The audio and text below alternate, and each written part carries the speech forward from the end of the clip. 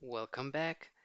In this video, we're going to take the strategy you've built and actually operationalize it. How? With a roadmap and a governance model. This is where ideas become execution. It's how you take your pillars and turn them into projects, timelines, and people. So, phase one, define the strategy. And we usually always start with phase one, define strategy. This includes stakeholder interviews, understanding priorities across functions, a current state analysis. That means systems, processes, and capabilities, and also aligning on a shared digital vision, a vision alignment. This phase is more qualitative. It sets direction and builds internal alignment. Phase two, foundation setup. Um, you're laying the groundwork for change. You're establishing cloud infrastructure, mapping core processes, and running skill gap assessments. This is about building readiness, both technical and human. Phase three, let's move into pilot initiatives. This is where ideas get tested in the real world.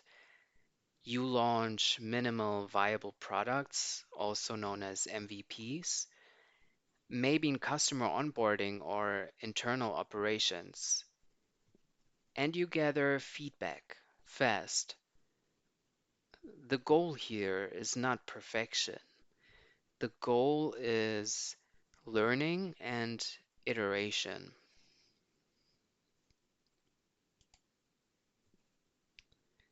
Phase four. Yeah.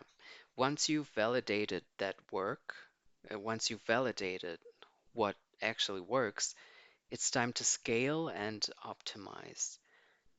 You roll out the proven solutions across the organization, build automations, and start tracking your KPIs.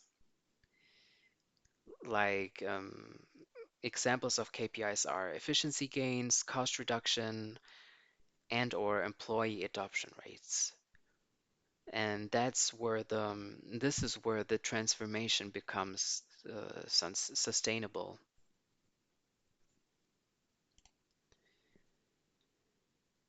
But none of this works without a clear path. None of this works without clear governance. You need roles, you need responsibilities, and um, rights for the decision, decision rights. Here's a simple model I use. Executive sponsors, these are the funds and champions um, that fund and champion the program. This is what the executive sponsor does. And then we get to the program manager. His tasks evolve around managing day-to-day execution and day-to-day risk. The CDO, he owns the digital vision and is the backbone of the technology.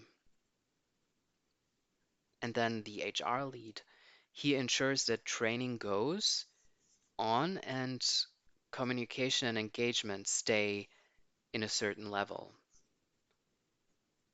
Everyone knows what they own, and more importantly, what they don't own. Why do we need that?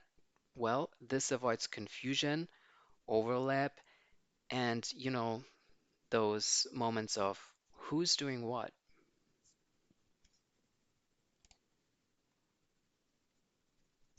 So what's next? In the next video, we'll talk about how to actually use your toolkit, the slide deck, the templates in real world consulting scenarios. Whether you're selling strategy as a service, presenting to leadership, or running a client workshop, this toolkit becomes your go-to asset. Let's wrap it up with a practical walkthrough in the final video. See you there.